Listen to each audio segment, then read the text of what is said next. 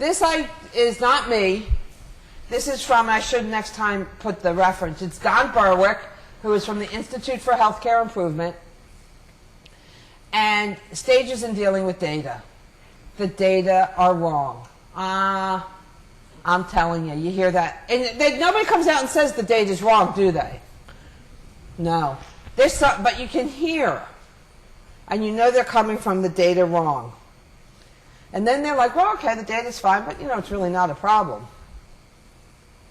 So, it doesn't matter that we don't have appointments between 11 and 1. So the first thing is, well, we must have been missing some appointments that were scheduled. We're missing something. That's my favorite click, that data's wrong. And then, why, you have to, well, it's not a problem.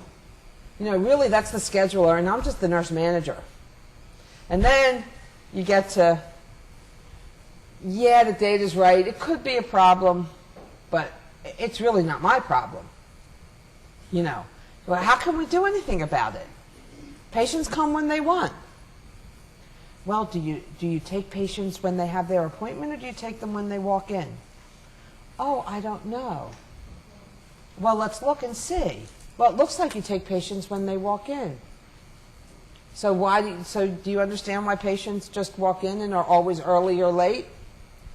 Does that make sense? Then you come, the data's right, it's a problem, and now it's my problem because I've got to figure out a system to take patients with appointments when they come in and let the walk-ins fit in. Identify all possible causes. Why is it like that? Look, I have to tell you, I put this up here because it's a big thing in IHI and in the AIDS world to do these cause and effect diagrams. I wanted to make sure I showed you what they were. But personally, you all know why. Every place I go, it's sort of like that blind spot that you don't really want to look at. It helps you. But the thing about this, it caused this. I looked at it and I went, okay, the thing about this is it's complicated. Many of the things that we deal with are complicated. I am much more simple in brainstorming. I'm a big believer in brainstorming. Why do you think this is happening? Most of the time it's not that difficult, is it? Not. This is like in a hospital when they're trying to avoid infections. Most of the work we do does not need that much. You ask why. That's my favorite. When I'm doing this, it's the 5 whys. Why do you do that? Why do you do that? That's a big way of doing cause and effect. Identify. Check for, identify the barriers. The 5 whys. When I do cycle time, I recommend a minimum of 3 days and a maximum of 5. You have to look at how big are your samples, too. If you're getting 5 a day, you do a week, you're not. You've got to know the numbers. I'm not a statistician. Again, I don't like to collect too much data. My experience is I like a month of data. I do this appointment analysis. I did a month for you guys. I do it for a month. Then I may do it, make some decisions, and then track it again. Some places, they need 2 months. We'll do 2 months. But I found to build support, it's not just doing it once. You have to do it over and over again and share the data. When you start to do the cause and effect, you begin to see where possible improvements are. It gets you thinking systematically. To really make a change that's going to be an improvement, there's some part of the system that you're going to have to change. There's some part of the process that you're going to have to change. You have to look at your work process to be able to do that. And if you do that, it's going to fundamentally how the system works. Small tests of change. You may want to start this small at one site, one day. Let's see what it's like if we start doing these deferred. How does that work? I'm not going to do, that means I do it, I'm going to try it once and see what happens, or I've got to make sure my schedule. So little changes will eventually get the big change. When you design changes, skeptical is not bad. I was in a clinic and we tried something and they said to me, 3 days later, they called me, this ain't working. And I'm like, what's not working? And I had them very define what wasn't working. Oh, it just doesn't work. No, it just doesn't work. What doesn't work? Well, we couldn't get I can't remember, oh, it was that place where they all went to one room. And it was very hard to get everything stocked. Things kept moving. And I'm like, well, let's see, what's another way to do that? So, you know, you've got to keep understanding that it's hard for the change. So I really made them stick with it because it wasn't really not working. Most of the time when you try something, it will eventually work. But you have to begin to look at the data to determine if it's working or not. And you have to see a couple of things that are not here. This is my coaching when don't let the loud voices stop you. Know who your roadblocks are and your toll plazas. Because what people do with change is they always go back to the norm. And if you have people who are roadblocks, what is a roadblock? Stops you. What's a toll plaza? Right. That's exactly right. So you have a roadblock. Roadblocks, let me tell you about toll plazas are people who ask a lot of questions. Why? What about this? I don't know. How do we do? You have to let them go and answer it. But you just have to keep them on your path. A roadblock will stop you dead. And either they're going to get on board or they're going to say bye. Or you're going to get rid of them. You have to stay committed to the changes that you make. You have to be, and if you know those changes are resulting in the outcome you want. So for example, this WIC program I did, we were out to get 18 appointments scheduled. And so the first change that we made was we took one type of appointment that was a 30-minute appointment and made it a 15 minutes. We just did that. That was a small change. Let me tell you, that was not easy. You know. And really so one of the things you should know, I walked in there saying, okay, let's just do all 20-minute appointments. But I could not get the buy-in. So I went to the leadership team and said, okay, give me a change. And give me a rationale for it. So it was one type of appointment, and they went, which was a 30-minute, now it was 15. Okay. And I said, I want a second one that you're going to do a month later. And we did that. Because they literally had to go in and change every appointment. But they owned it. And I prefaced the CEO and the COO when I said, I walked out while they were deciding and said, they ain't going for appointment is an appointment is an appointment. We'll get there someday. We have commitment to the 18 and the 22. How do we get there? So I let them decide this, and I didn't know. And they came up and they said, what do you think of this? So I let people make the decision so that they owned it. And let me tell you, I had my roadblock. But the key was they were seeing 10 patients per clinician. They were going to 18. When I left, they were up to 15 to 16. Of course, they were also overstaffed, but we won't go there. That was another outcome. But what you have to do when you do this is you make sure there's buy-in. And there are people who will stop you dead in your tracks. And you just smack them upside the head every so often. So this is the idea of the improvements. I love the idea that you do it. You collect the data, you do it, you do it. You have to also let people breathe between the changes. So while this says rapid, it's not as rapid as you think. So we did the one. They came back, we looked at the data. We then next month said, okay, we'll do the new one this time. You can't move people faster than they're willing to move. This is really. So continuous means you're constantly looking at the data. You see something, it's not going the way you want it to go, you've got to have an intervention to make it go that way. This is because, look, I think you have to plan. You have to make sure you communicate. Don't get caught up in writing everything down. Make sure you communicate it. For some organizations, having things written is important. So you have your aim. What's your goal? Which is your goal, achieving 7. Aim and goal to me are the same. How you're going to measure. What are you going to measure?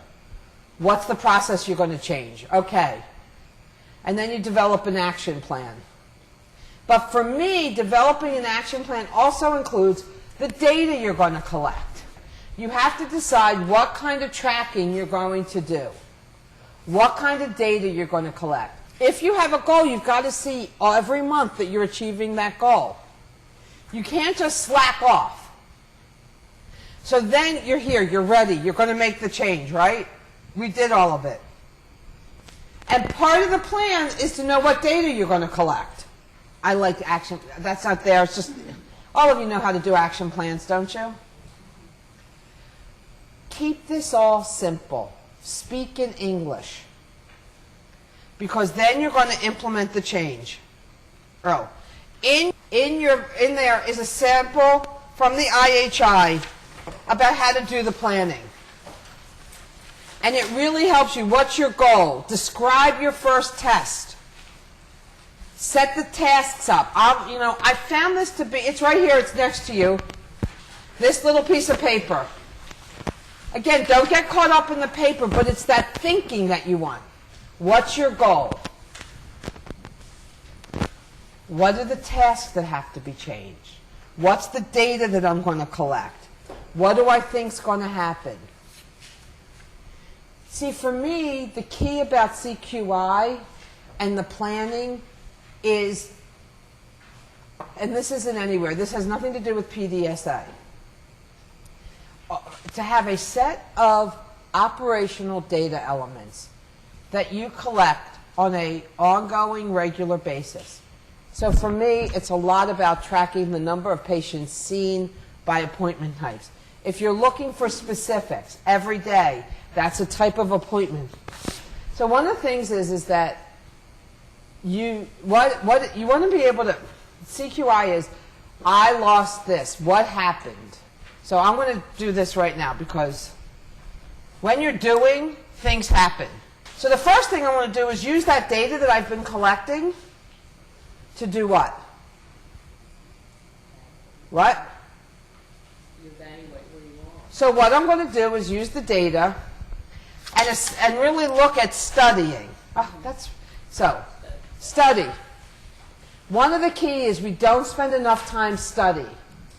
And I'm going to say to you, you could do continuous quality improvement on, and you don't need the formal PDSA, but your PDSA is the number of visits I'm going to see each day. Collect that data. And then during study, you begin to look at the data. Because first, when you're doing it, you want to look at what are some of the problems. What's something unexpected that happens? How is it working? Is it working? And maybe you're in the middle of this and then you lose an RN. And you're like, what do I do now? So a lot of times you just do and you don't think. And you want to be observing those first few times you make that change. When I work with people, if they make a change and we come back, the first thing is that I'm like, I don't even want to look at the data first. What was it like? How did it go? What were the problems you identified? So you get all of that, you let them what I call puke. Because honestly, before I go in and we have those meetings, I got the data, I know what's going on. So if you're leading something and you see the data, you want your staff to be able to puke. It's the only word to say. Talk about the problems. Talk about what's going on. And basically your job is to listen. And you know if it's real, or all of you are leaders. But is there, and sometimes they just say, you know what, that really worked, that didn't. It was great when we did it. And I've heard it. We made a change. It worked really well, except when we were down one of the program assistants, and there was only one. It didn't flow as well. Or one of the things we noticed after doing it a while is that when you have only clinicians and not a lot of support staff, there were some problems. So we redid cycle time, right? Because the two sites that only had the clinical people were not able to achieve it and were constantly backlogged. Their wait times were higher. So we redid the cycle time and we did some modifications in how they did things. but I had to have some data for a while. I just, one of the things is that the leadership, and this is you as leaders in this, and you have to stick with it even when it doesn't, it's going right, but everybody's complaining. I'm a big believer, if you make a change, so for example, one of my favorite questions, if I'm redoing my appointment scheduling systems, I want to do a quick and dirty survey with people with a little piece of paper saying, did you get the appointment at the time you wanted? If not, when would you have liked to have come in? So I get a sense of what's going on. I want that patient experience. If I'm looking at wait time, I want to find out. I'll ask a question about wait time. Or if I'm worried about, did you see the provider that you wanted to see? Did you have all your needs met? I don't believe in one of those annual big deals. I like when you do quick and dirty. 3 to 4 questions is my big idea. What PDSA is really about is, and CQI, is that ongoingly, on a month, you look at data and you identify trends and look at things. If you're really doing it for operations, there may be special projects, things that you do, but that you look at specific information. So how do we know if a change is an improvement? If you do something and it's not getting the results that you think it's going to get, then it may or may not be an improvement. You may not have hit the right button point, or the sweet start, or you may need something else. So we're now scheduling 12, and we know that everybody has their labs, and that's not the problem why they're not getting done. The problem is that we have the no-shows. So it may have led to the improvement, but not all the way. For me, analyzing data, I want to say something. I want to show you all these lovely graphs. I'm a big believer in a chart. And basically, I want to keep the data analysis simple. The simpler it is. So I'm a big believer in this. I like run charts. That's just and Excel is fabulous. If you put how many of you know Excel? Find some whippersnapper, put it in an Excel spreadsheet, and you draw a line graph. All right? Very easy. Now, the other thing that you can do with a run chart, this is a control top where you have the upper limit and the bottom limit. So you basically I like the lines better than the way this one is, but you see the white lines? That way you can look at it and know immediately where you are. Now, histograms. Histograms, that's just bar charts. Before and after. I use this for a lot of by day of the week. One of the things that I do is how things change by day of the week. Or if I've got 2 practitioners, I may have each day of the week by practitioner. I want to see trends. I want to see variation. Most of us with data analysis, what do? The more you're able to track things over time, the better you can see a trend. So let's go back to my favorite WIC clinic, right? I finally, so I started tracking data in January. In June, July, I had 6 months of data. And I made them a little graph. And they were like, oh my God, we're only at 10. It didn't matter that every time, we saw that we went from 10, we were starting to get to almost 11, and some sites were at 12. But their scheduling was up. So we said, what do we need to do? And they began to then analyze no-show rates. Because they weren't getting to the improvement that they wanted. But the key was every month we looked at the data. Every month. Now, sometimes that's what CQI is about. Every month. And looking at it like graphically. I'm telling you, and you look at it each month, and it built. And they went, wow, it's going up, but what's happening? Our no-show rate's stagnant, but our numbers are going up. How do we do better? And that's always what you're thinking. How do we do better?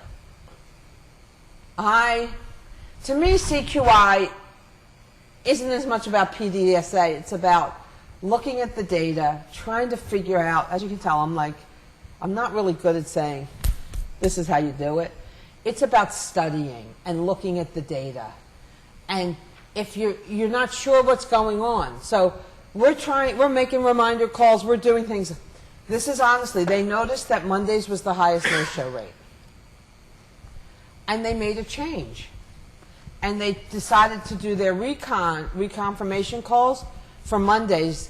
They noticed that no-shows were about the same on Monday. So the first thing they did was they looked at time of day for no-shows and see how that varied. Of course, they've been tracking it, and nothing they're doing is working.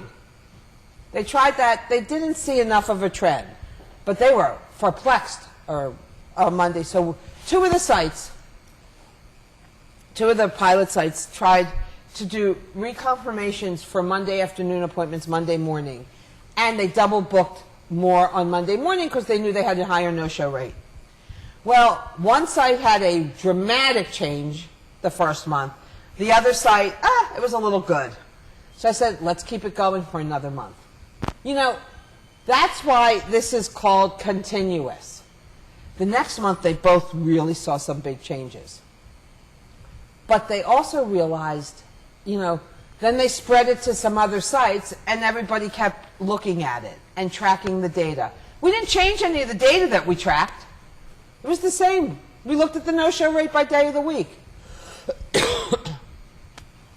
And they were still tracking on Mondays by morning and afternoon. But that was it. It worked at some sites. It didn't work at others. They're still working on it because I was only there for a year and they fired me. No, I still come back. Does that help you understand what I'm saying? Patterns matter.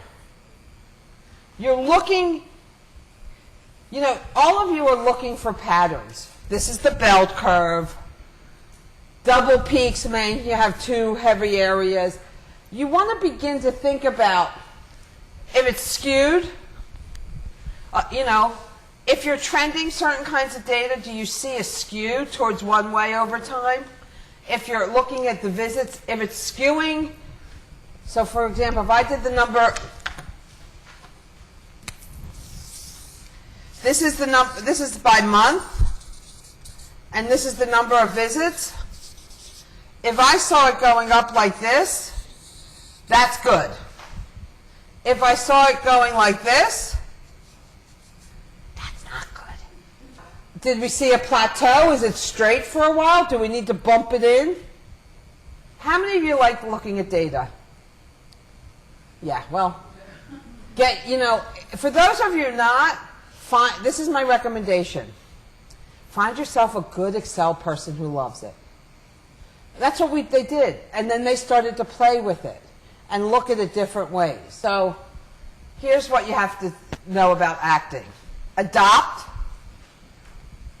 standardize, or abandon. I've never seen anybody abandon anything because you never get, you abandon so fast. The thing that you have to do with abandon is you have to watch. Because once you take your finger off the pulse and you think it's what's going on, you still have to study.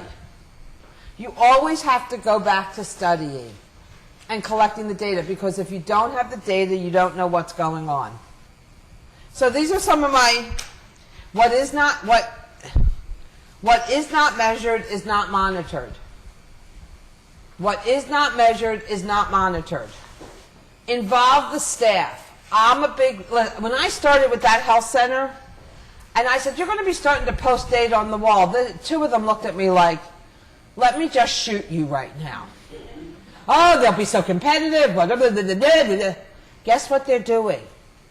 Every month they've created their own graphs in the site. They put up their monthly performance report, which talks about the number of patients seen, the number scheduled. They put it up, and at every staff meeting they talk about it and identify as a team ways to assure that they're going to achieve the 18. It has become part of their culture. And by the way, I train the senior managers that on the days because she monitors, that they make sure there's a lot of acknowledgement when they make that 18. They say rapid improvement. Nothing with making a change is rapid. It takes time. It takes perseverance. It takes commitment. How many of you have made a change and recognized that? So a single PM project is a good way to begin. Start small. Changing one little thing can change the culture more than anything else. But you have to have patience because it will take time and not everybody's going to be happy. So the more you can share that, one of the other things, my other words of wisdom is go back to why you did something. Go back to the data you used to design the improvement. I can't tell you how many times I've gone back when we're redesigning appointment templates, which I do so much, and teach people to say, on average, you spend between 12 and 14 minutes with a patient. We are scheduling 3 patients an hour. No, they're 15 minutes appointment. No, the template's designed to schedule 3 patients per hour. We may overbook on certain hours, but we very concrete and then show them the data. The goal is to schedule 22. We're not at 22 and you're not at 18. So what are we doing? So when the loud voices speak, you go back to the data. And look, if you've made a big change and you think that you're watching things and you're looking at numbers and you've based it on cycle time, if you've gotten new staff, you've gotten an EHR, you've gotten new processes, you may need to redo the cycle time. Data, you may have to update things too. That's part of why you constantly study. It's always about studying. That's the continuous part of it. Even when you act, you still, if you don't study, what happens? You take your finger off the pulse. You revert back to the norm.